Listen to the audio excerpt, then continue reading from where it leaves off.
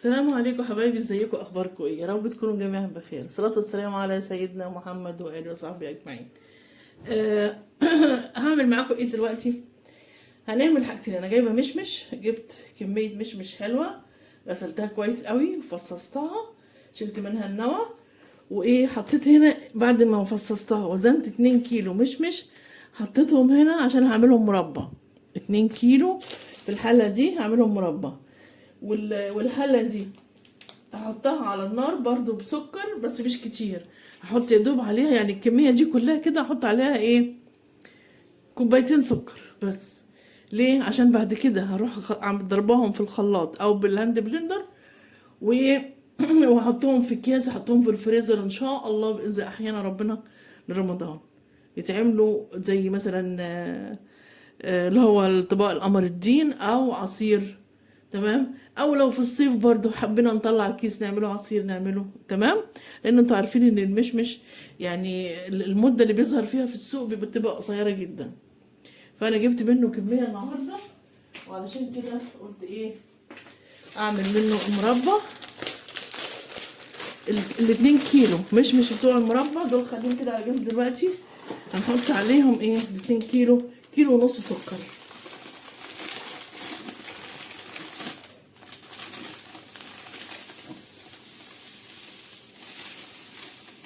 انا وزنتهم بالميزان بعد ما فصصتهم وكده، وزنت الحله الاول لوحدها وبعدين حطيت فيها المشمش وايه وزنت. انا عايزه احط نص كيلو بس من هنا، ثواني كده عشان انا عندي هنا الميزان. اجيب حاجه اول بتاعي والله، علبه بلاستيك، علبه بلاستيك اهي. عايزه احط نص كيلو بس، يعني نقول من اول 200 كده 400 كده 200 كده ايه كده 200 جرام، وبعدين كده اهو كده 500 اهو. نشوف دول قد ايه. نحدد شويه يبقى نحط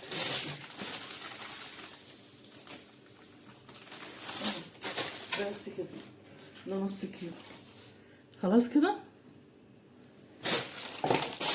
والنص كيلو الباقي ده هحطه على حله كبيره.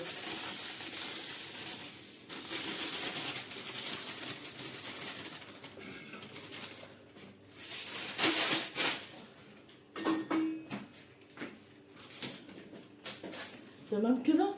بالنسبه بقى للحله المربى دي، ثواني نجيب معلقه بس كده. هنعمل فيها ايه، هنقلبها كده ودي نسيبها شويه، لازم يتنقع شويه المشمش مع السكر، يقوم ايه يخليه يجيب ميته. تمام. هسيبه بقى كده ساعتين 3، عايزه تسيبيه تاني يوم في التلاجة ماشي خلاص، عشان هو المشمش فيه ميه، هو طبيعه المشمش كده. لكن انا غسلته يعني سبته في المصفى لغايه ما صفى خالص اهو. بس كده هسيبه بقى ساعتين 3 كده لغايه ما هو يجيب ميته. هنشوف حتى عشان هو كمان مستوي. انا جايبه المشمش بصراحه ما شاء الله الله اكبر، حاجه حلوه قوي. مش ايه، مستوي وجميل اهو. هسيبه بقى كده شويه زي ما هو كده. تمام. مش هاجي يمته. اما ده بقى هحطه على النار، على نار هاديه خالص.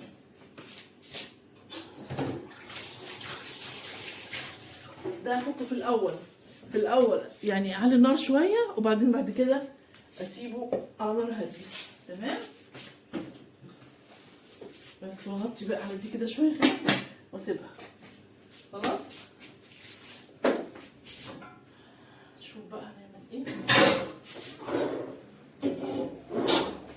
هشغل بقى البوتاجاز، حتى هشغل العين الصغيره مش هشغل العين الكبيره، عشان ايه حتى لو فرض ان انا سويت عليه ما يحصلوش حاجه. بس كده خلاص كده. يبقى احنا كده هنعمل مربى بس مش هعملها دلوقتي. تحطش عليها السكر 2 كيلو مشمش بعد ما تنقيه من النوى وتفتحيه وتظبطيه. طبعا هو هيكون مغسول الاول، مش تغسليه بعد ما تفتحيه، اوعي، هيبقى كله ميه. لازم يتغسل الاول ويتنضف يبقى زي الفل. وبعد كده تروحي ايه فتحاه وطلع النوى منه. وبعد كده اهو حطينا عليه السكر، توزنيه خليه 2 كيلو. 2 كيلو بعد النوى، 2 كيلو بعد ما تشيلي منه النوى. ماشي، يبقى ده ايه 2 كيلو بعد ما نشيل منه النوى. اهو شوفي جاب ميه ازاي على طول، لانه كمان مستوي. انا جايبه مش حلو قوي بصراحه الحمد لله. بس سيبه بقى ساعتين 3 كده، وبعدين تبتدي تحطيه على النار.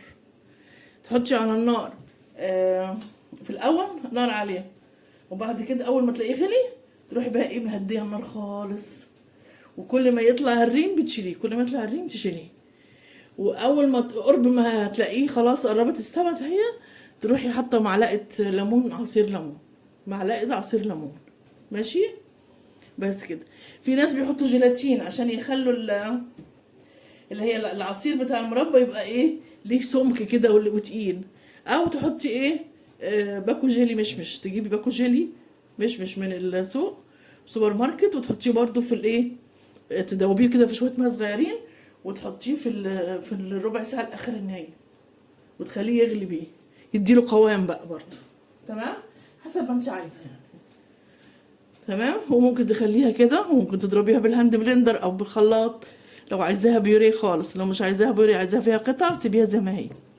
فاحنا هنمشي مع بعض خطوه خطوه. احنا كده دلوقتي اهو سيبناها كده تتنقع مع بعض مع نفسها كده بالسكر. خلاص، هرجع لكم تاني.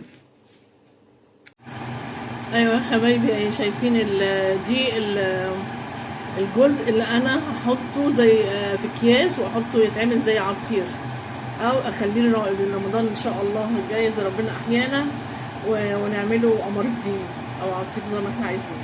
تمام، او في الصيف مثلا كده الجو حر عايزين نشرب عصير وما عنديش حاجه، ممكن اطلع الكيس ونعمله عصير. تمام، انا غليته، بعد ما غليته هو نص كيلو السكر انا حاطط عليه، بس ما حطيتش كتير سكر. وبعدين رحت ضرباه بالهاند بلندر وخليته يغلي تاني غلوتين، وخلاص طفيت عليه. بس انا طفيت عليه، بس هو بس بيعمل كده عشان ايه سخن طبعا لسه. هسيبه بقى يبرد خالص خالص، واعبيه بقى في الكيس اللي هي بتاعت التلاجة. تمام كده، ماشي. بس وادي الجزء بتاع المربى، شايفين انا حطيته غليت، بشيل الريم، كل ما يطلع ريم على الوش بشيله. تمام، ولما لقيتها قربت خلاص تخش في السوا بقى، يعني استوت خلاص وغسلت راحت منها الميه، حطيت معلقه لعصير ليمون. ماشي، وهسيبها برضو تغلي بيه شويه، وبعدين هشوف هطفي عليها امتى. طلع ريم اهو، هشيله برضو دلوقتي تاني. تمام، يلا هوريها لكم ما تخلص خالص. ايوه يا حبايبي، خلاص المربى طفيت عليها، بس طبعا لازم اسيبها تبرد خالص خالص خالص. شايفين شكلها عامل ازاي؟ تحفه، طعمها جميل جدا. يعني انا عملت لها تيست عشان اشوف هي بقت مظبوطه ولا لا، لقيتها مظبوطه جدا، ما فيهاش ولا نقطه ميه. تمام، بتحطي في الطبق كده معلقه صغيره من المربى، وتسيبيها تبرد خالص، هتلاقيها بقت عامله زي المربى اللي انت بتجيبيها من بره. يعني القوام بتاعها تخن وجميله جدا وطعمها حلو قوي. تمام، يعني هسيبها بقى تبرد طبعا خالص، هي والعصير لازم يبرد برضو. مش هعمل فيه اي حاجه خالص غير لما ده يبرد وده يبرد، ما اقدرش اعبي اي حاجه غير لما تبرد خالص خالص خالص. ماشي، يلا سلام عليكم. ايوه حبايبي، شايفين المربى خلاص انا عبيتها طبعا بردت. انا سبتها بصراحه، كنت عاملاها امبارح بالليل، سبتها لتاني يوم الصبح عشان اعرف ايه اعبيها في البرطمانات تكون ايه بارده خالص. طبعا انتوا عارفين لازم تكون بارده جدا لما اجي اعبيها. ماشي، دول بقى هقفل عليهم البرطمانات واحطهم في التلاجة، ودي اللي هنستعمل منها برضو احطها في التلاجة. بس شايفين عامله ازاي؟ عايزه بس اوريها لكم في الكاميرا. شايفين السمك بتاعها والتقل بتاعها عامل ازاي؟ المقادير اللي انا قلت لكم عليها. تمام. وانا سبتها طفيت عليها قدامكم، سبتها تبرد خالص خالص. ولما جيت اغطيها حتى بالليل خليت الايه يعني اما تبرد، طبعا ما غطيتهاش على طول، قلت قبل ما انام هروح مغطياها.